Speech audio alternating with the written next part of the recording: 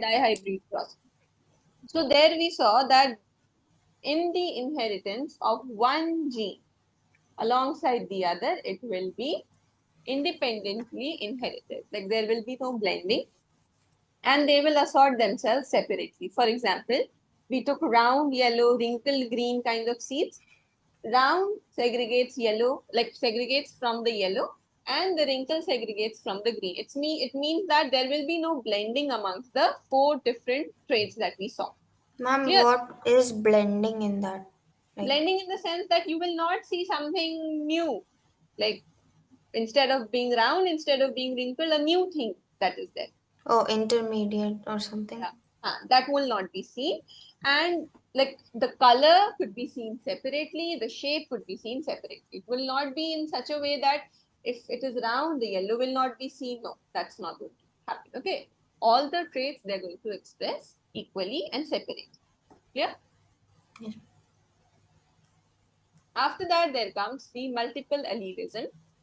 Now, according to multiple allelism, when there are more than two alleles for one gene, normally we saw one gene has two alleles, isn't it? Like contrasting characters, one would be dominant, the other would be recessive. But in the case of multiple allelism, there are more than two alleles for one gene. Clear? That is what we call as multiple allelism. Okay? Yes, ma'am. Can I Uh, see example of multiple allele? Just like how the example of human skin color is, that is expressed with A, B, B, and C, C. This is the genotype of the darkest skin color there is. Okay. So, like now you can see how there are more than two alleles representing one common character. Yeah. Now, Ma'am, can I see one more example? I'm not clear with it. what happened in this example? Um, Multiple allelism, like how can three characters? Capital T represents tall height, small t represents dwarf, right? This is like these are the two alleles, one like either extremes. But here, capital A, capital B, and capital C, when they are present together, they will be representing the darkest skin color. The recessive form, when they are present together, will be representing the lightest skin color, and like that. Okay. There's nothing else other than this. Okay. After that, there comes the chromosomal theory of inheritance. Now, before we study about this, we must know why Mendel's work was unnoticed. See, what happened is that Mendel, he actually he did his whole entire experiment in 1865, right? But his work was unnoticed until the 1900. Why? Because initially, people did not, you can say the communication was not very well, because of which his work and his, you can say, findings were not published widely. After that, he was the first person ever to use the knowledge of maths, to use the knowledge of statistics in the field of biology. And no one accepted that at that point of time. Other than that, he was calling the genes as factors, and he did not know what those factors were initially. So, and he couldn't give any proof of that because nothing was discovered at all at that time. So, this was one more reason. Another thing is that we know that the whole entire inheritance is based on the chromosome, the cell division, and the different types. So at that time, these things were not even discovered. Like the chromosome was not discovered, mitosis, meiosis was not discovered. So because of all of these reasons, he was not recognized for a long period of time. Then Ma'am, but his theory was based on inheritance, right? it was Then, his assumption, and he did not know what was causing the inheritance.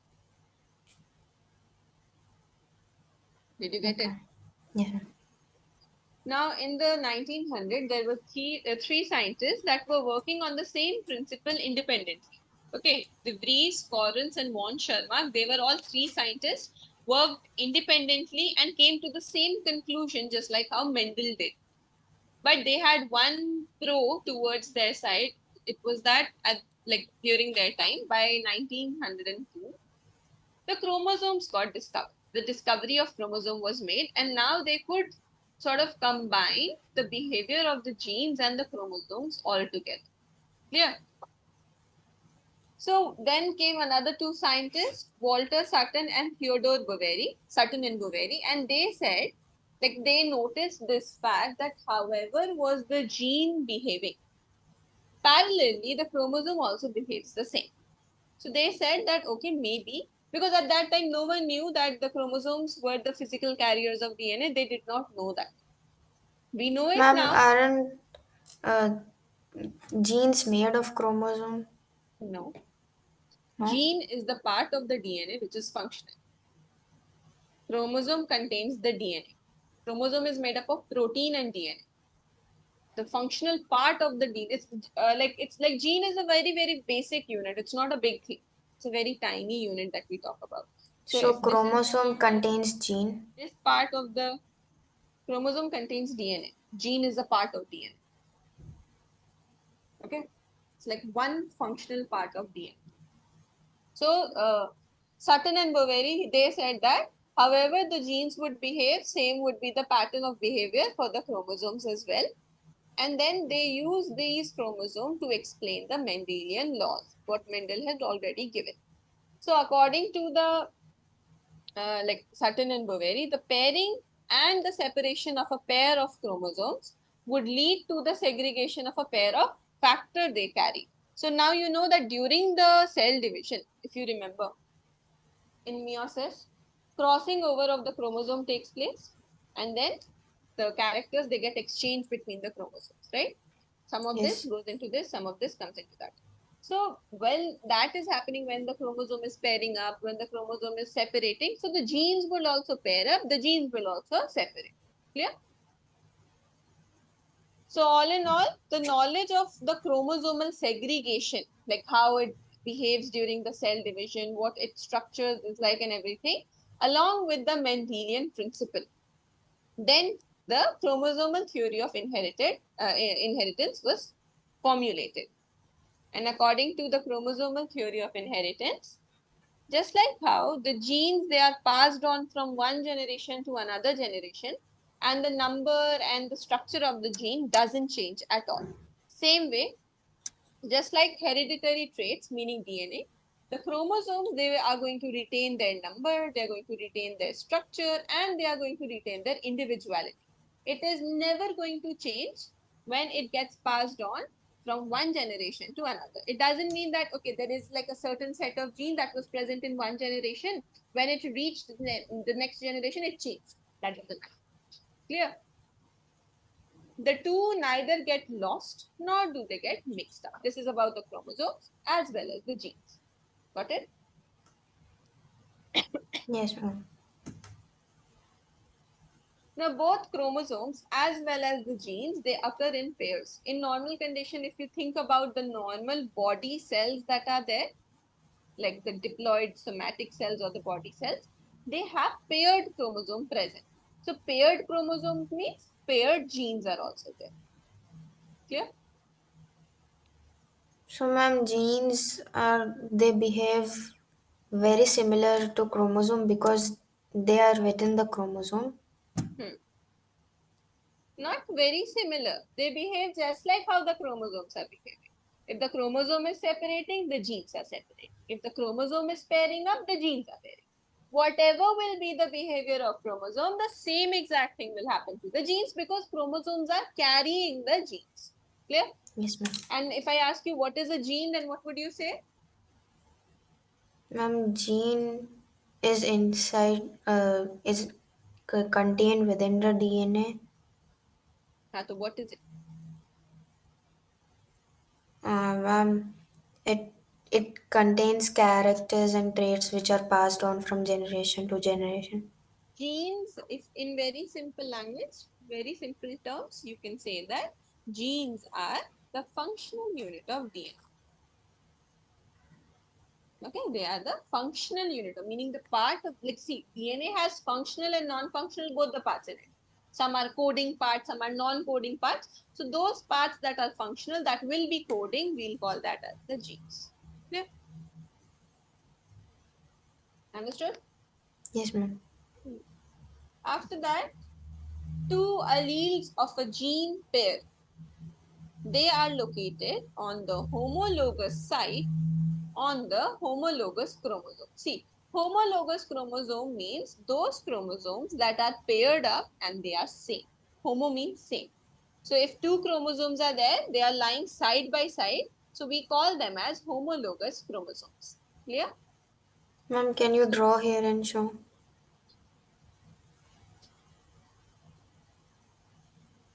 One chromosome, another chromosome, they are paired up, like they are side by side. We call these together as the homologous chromosomes. Why do we call them homologous? Because they are pairing up and they are same, similar. Okay? Yeah. Yes, ma'am. Any doubts?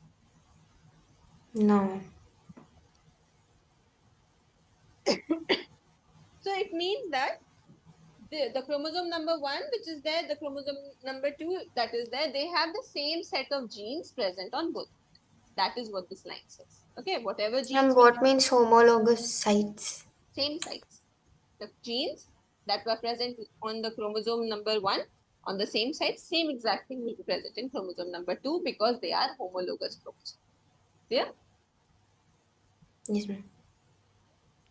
And both the chromosomes and the genes, they segregate at the time of gamete formation. And you know that during gamete formation, meiosis happens and half of the number of chromosomes are sent to each of the cell. 4, right? So at the time of gamete formation, only one of the each of the pair gets transmitted to the gamete. The gamete can have one or the other.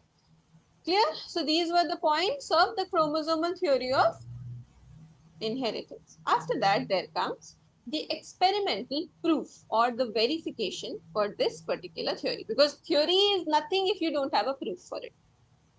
So the experimental verification of the chromosomal theory of inheritance, it was given by Thomas Hunt Morgan, T.H. Morgan, and for his experiment, he worked with Drosophila melanogaster. Drosophila melanogaster is a scientific name of the fruit fly. Okay, they are very tiny flies. Now, again, the question comes along, why did he choose the fruit fly? Why not anything else? So these are some of the justifiable reasons. The first thing is that these flies, they can be grown on synthetic medium in a lab. Okay, like you can grow them on a petri dish, synthetic medium, provide all their required nutrients and minerals and whatever they be, hormones and stuff. You can grow them in a lab. The lifespan is short. Okay, it's only about 2 weeks. The lifespan is short. That is why it's easier, like they'll die soon. It's a very cruel thing to say, but they'll die soon and the experiment will be over.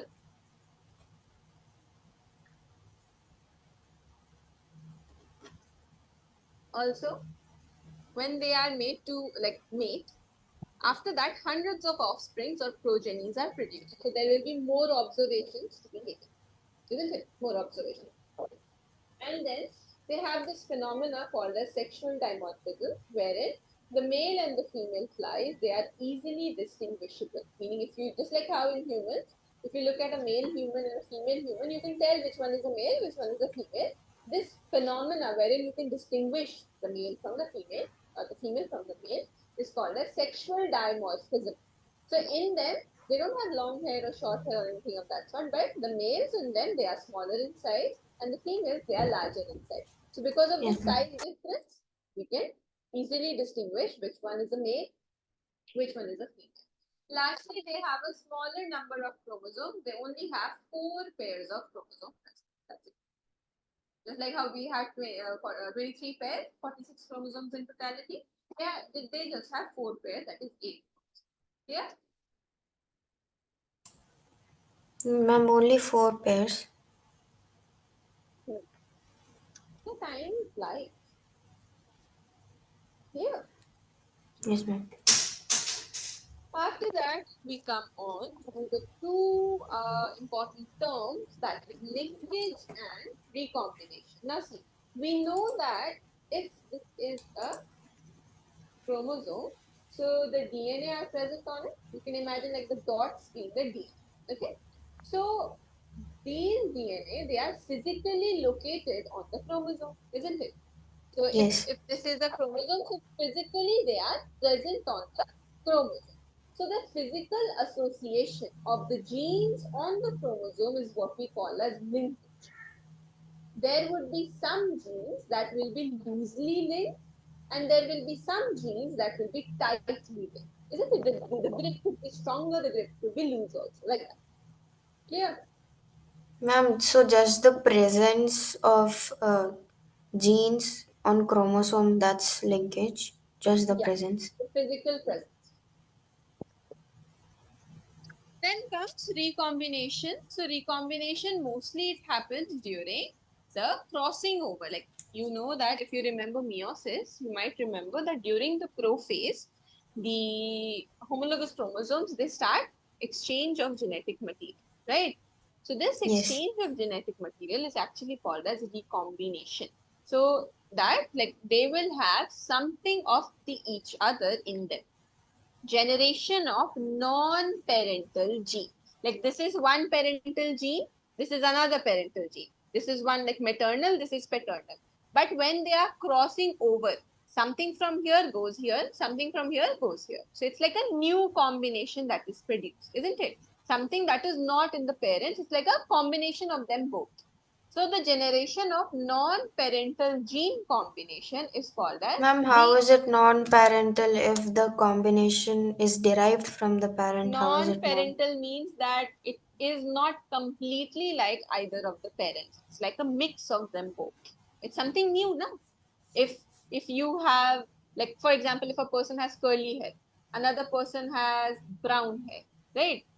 Their genes combine. Now the kid has straight hair that is black. So this is something new, like that. So it's completely different but yet mixed. So without mix, how it will not happen. So now the sex-linked genes, they were studied by Morgan. Like Morgan, he utilized the Drosophila, and for that, he studied particularly the sex genes of that particular insect. So we know that the Drosophila, they have 4 pairs of chromosomes. Out of that, 3 pairs are autosomes, meaning they are body chromosomes. They are not involved in the sex things. But the So, one pair ma'am, do autosome contribute to physical character? autosomes are body cells, so they are very different. The characters that get inherited, it is majorly because of the sex. Okay, so that one, like the sex of the baby, the sex and the inheritance accordingly. Like if the sex is male, the you can say this thing, the chromosome that is causing that will bring the character and like. So 3 pairs were autosomes that are the body chromosomes, and one pair is called as the allosomes, which we call as the sex chromosomes. So for his study, he used the sex chromosome. And Ma'am, with can you write the definition of autosome nearby? body chromosomes have written over here. The normal body chromosomes are called as autosomes in any of the cases, in us, in any animal, in any plant. And the allosomes are the sex chromosomes. So he carried out a dihybrid cross in Drosophila in which he was crossing the yellow-bodied fly which had white eyes. So this was a female that had yellow body and white eye. He crossed it with the male that has brown body and red eye. Ultimately, at the end of his dihybrid cross, he noticed that the ratio was not following the Mendelian ratio that was 9 is to 3 is to 3 is to 1. This was not being followed.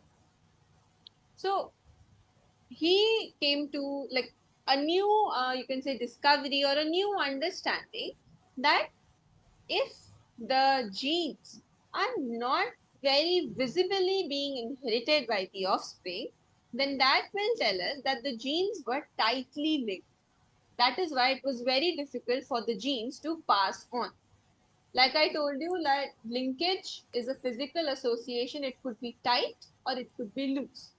Okay. The same way, if the genes are linked tightly, they show very low recombination, meaning they will not be exchanged very easily.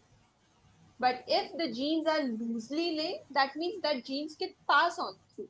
So they show high recombination. Is this part clear to you? Yes, ma'am, but can I see diagram? There's no Like, is there diagram. any NCRT diagram? No, there's no diagram to show you this thing. It's just the factual thing that you have to understand, that if the genes are tightly linked, wait, I have the diagram of this thing somewhere.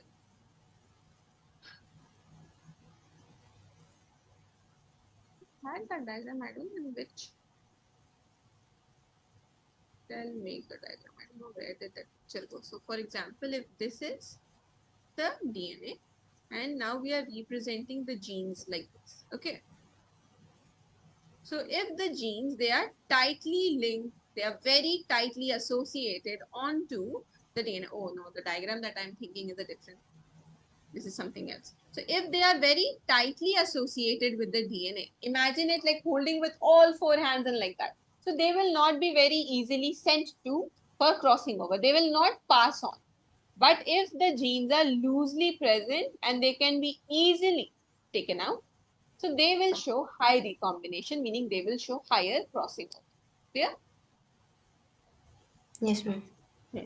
And he saw that if the genes were tightly linked, like whenever the genes were tightly linked, they show 1.3% recombination. Okay. This, like it's like a little amount. So we can say this was shown by, Ma'am, so what happens to the tightly linked they will gene? not get inherited. They won't be inherited. Whereas the loosely one, they show like they will be inherited, but their recombination will be very, very less. Their frequency of occurrence in the next generation, it will be lesser. But if you compare it with the loosely linked, so they will show more recombination frequency, just like how this 37.2%. Clear? Any doubts? Ma'am, what means by showing or not showing recombination? That it will not get crossed over. Like I told you, crossing over is what recombination is, right?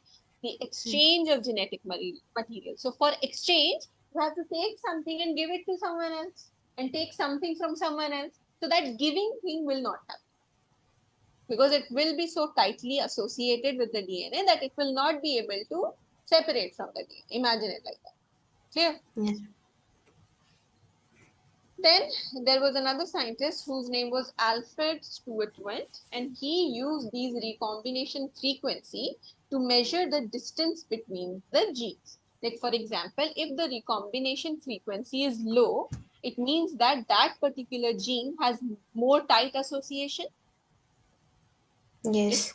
yeah, and they are more closely associated to each other, isn't it? Then only they Yes, are not ma'am. being able to cross over or get exchanged.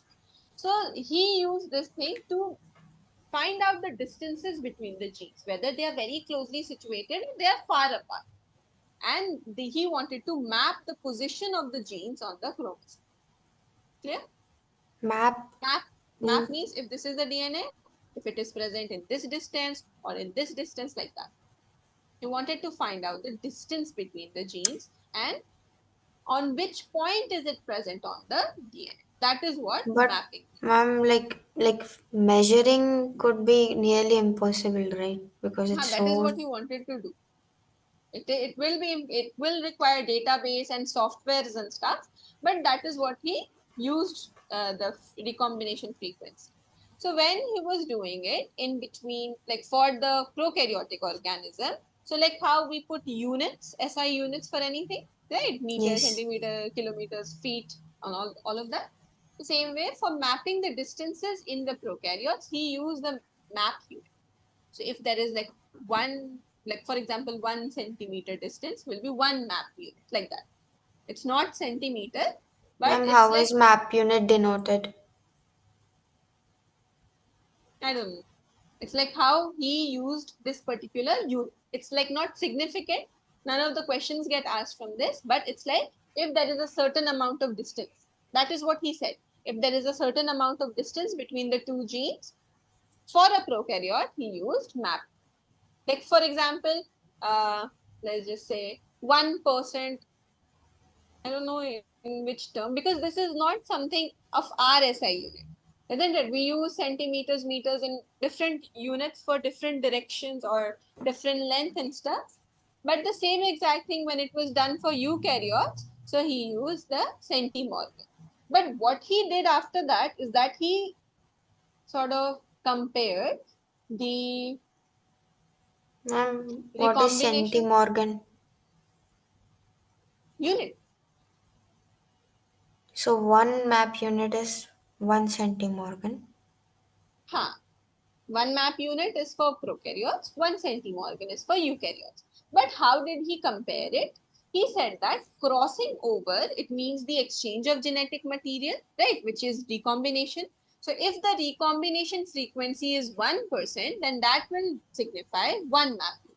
If it is 2%, two map. 3% like that. Understood? So, ma'am, this is all based on assumption, or did he Yeah, actually measure? assumption.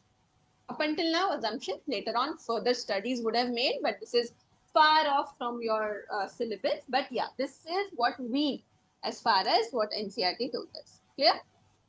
Yes, ma'am. Any doubts? No, ma'am. After that, there comes this topic about sex determination. Now, sex determination, now we know that it is purely the sex chromosomes that define the sex of the offspring, but not in all of the cases.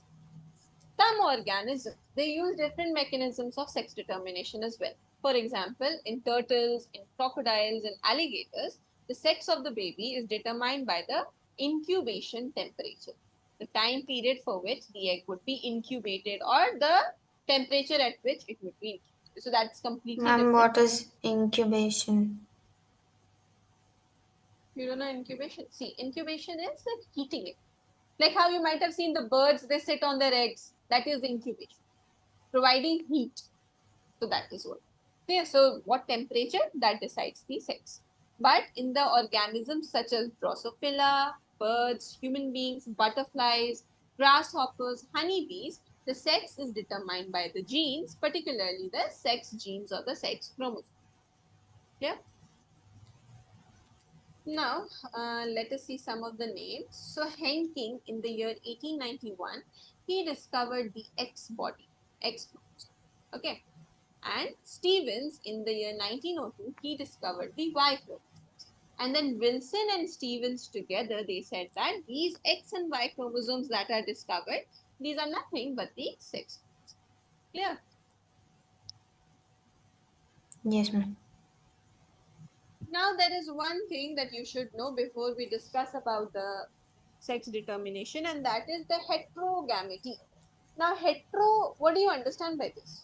Just by looking at the word, Different. what? Different? What? Ma'am, different gametes. So heterogamety, yes, indeed, it means the production of two different gametes. Now this can be male heterogamety and female heterogamety. Okay, meaning like how in human beings, XY is the chromosome for male and XX is the chromosome for female. So that means the male can donate either the X or the Y. So it has two options. The female in either of the cases, she can donate only the X chromosome. So in us, the human beings, male heterogamety case. Hetero means male is the one that produces two types of gametes. The female produces one type of gamete, that is the X gamete. So, ma'am, Clear? female would have homogamety. She will. So it is a phenomena of production of different kinds of gametes by an individual, like by one individual. Clear? So female heterogamety and male heterogamety, both of these exist. Okay, in some organisms, Ma'am, females decide. if females have homogamety, then why is it termed as heterogamety? Because they have only one. So it's not termed as heterogamety if a female has homogamety. Where is it written? No, ma'am, like, why is it heterogamety in females? Because there are some females, like only humans are there that have female homogamity, but there are different like birds and insects that have, like, the female is responsible for the sex of the male. It's for different organisms. So when we talk about male heterogamety, so in this type, the male individual produces two different types of gametes, and the sperm, meaning the male gamete, will be responsible for the sex of the offspring. This happens by two mechanisms, XO type, XY type. XO type is found in grasshopper. Okay.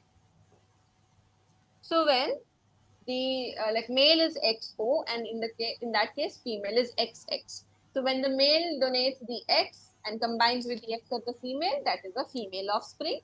When the male gives the O, combines with the X of the female, that gives a male offspring. Clear? This happens in grasshoppers. This is So, the ma'am, full entire in process. grasshopper, instead of Y, just there is a no. That's it. Whereas if you remove that O, so you have XY type in Drosophila and in mammals. Mammals, particularly human beings also. So here XY is the male and XX is the female.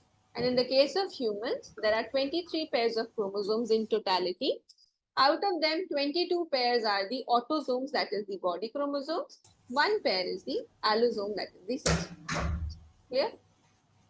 So if the Yes, male ma'am. gives the X, that combines with the X of the female, that is a female offspring. And if the male gives the Y, which combines with the X of the female, that is a male offspring. So male heterogamety is clear to you. Yes, ma'am. After that, there comes the case of female heterogamety. So here, the female will be responsible for the production of the two different types of gametes. Here you find again two cases, ZW and ZO type. These are the names of the chromosome, like how X, Y, so the name.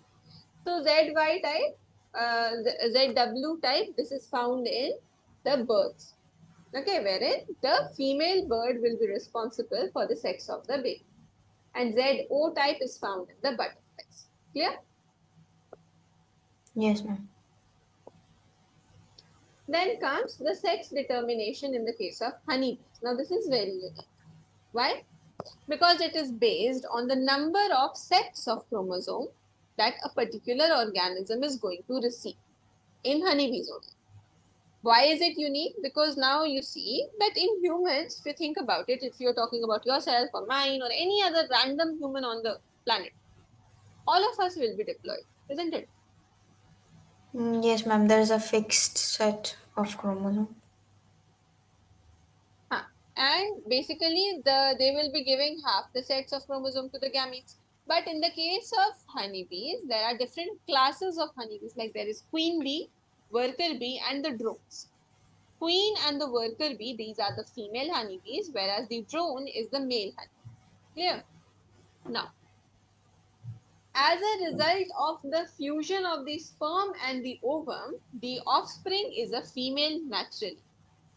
It can be either a queen or a worker.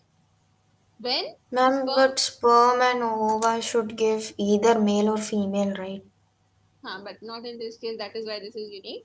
Because here, in either of the cases, uh, the fusion of the sperm and ova, it's going to form the female offspring, which can either be queen bee or the worker bee.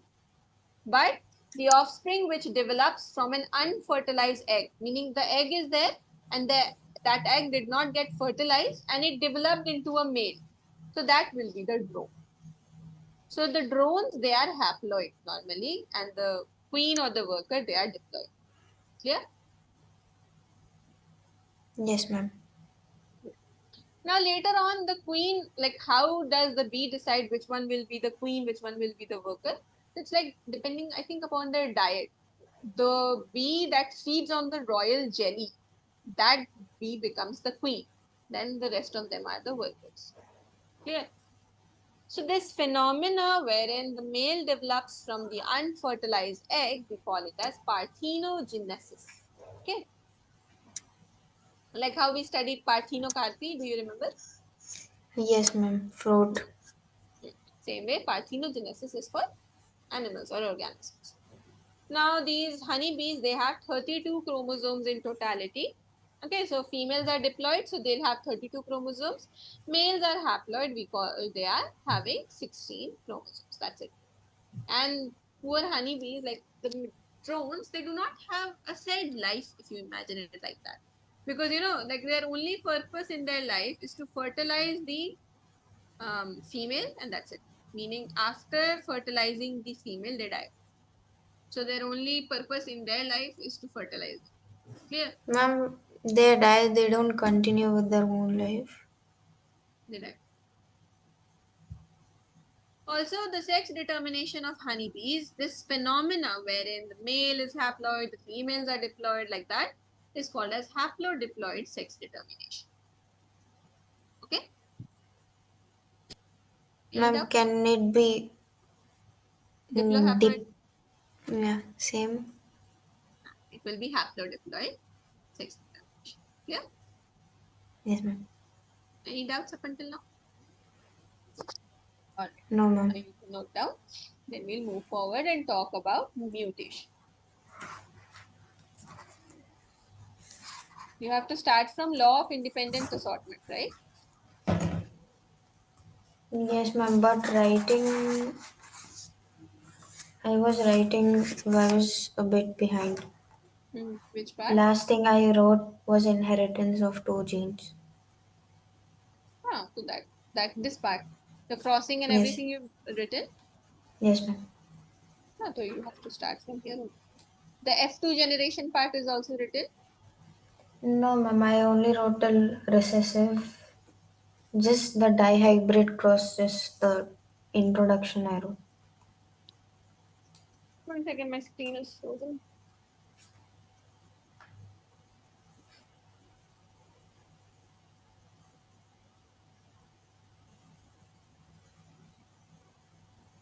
So from here you have to write, right? Yes.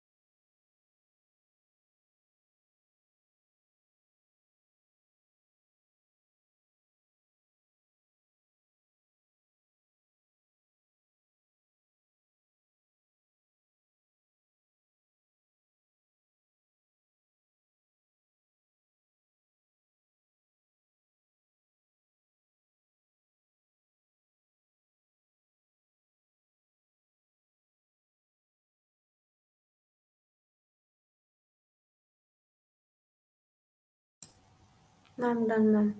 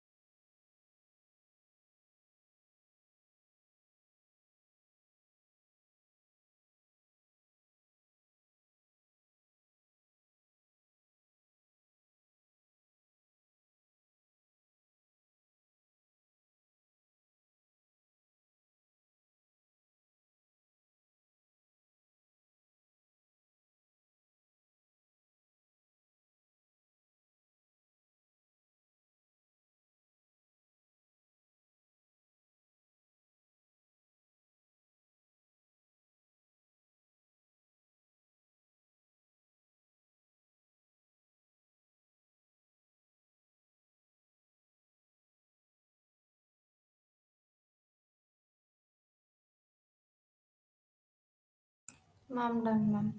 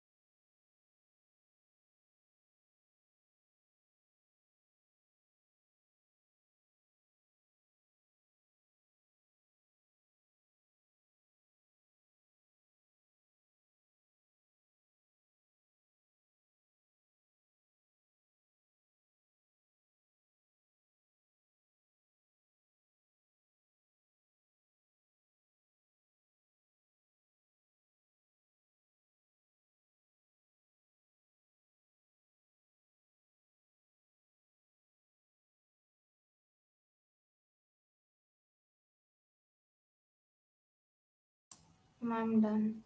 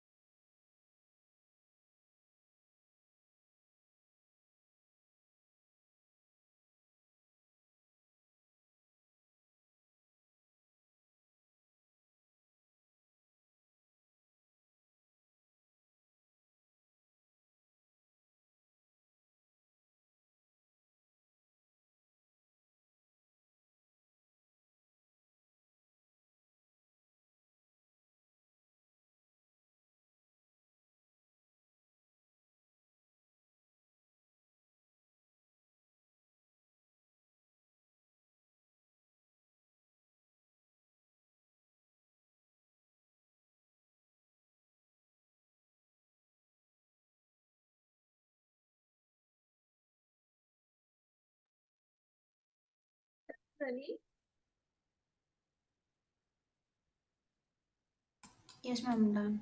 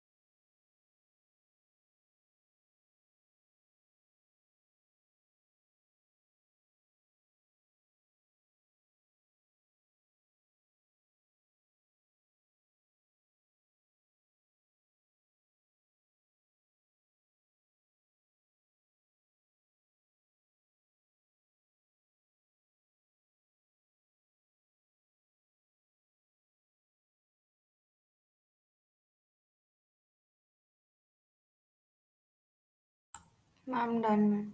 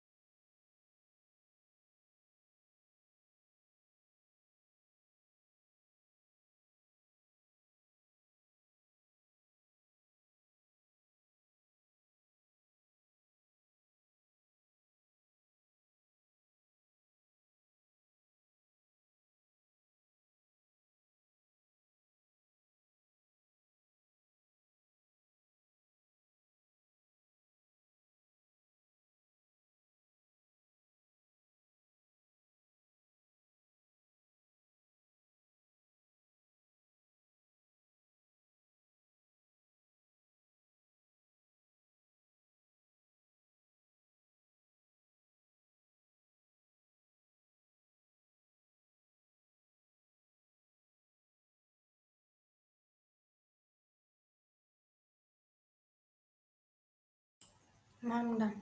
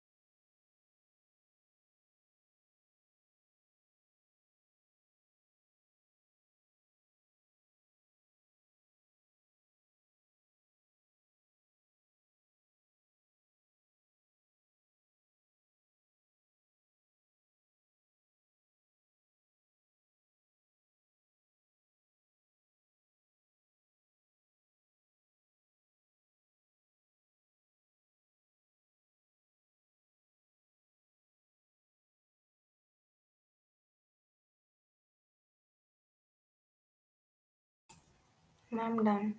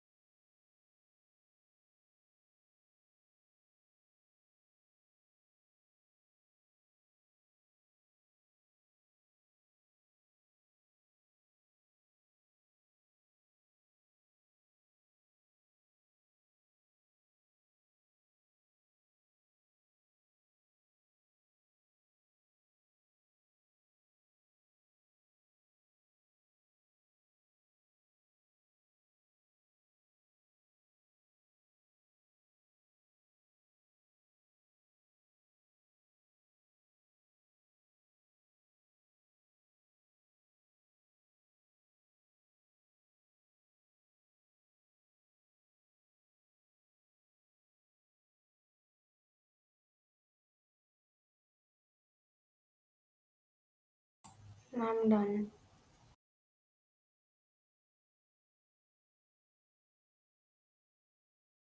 Okay, Raneem, let's just keep it till here only, today's class, and continue in the next class, okay? Okay, ma'am.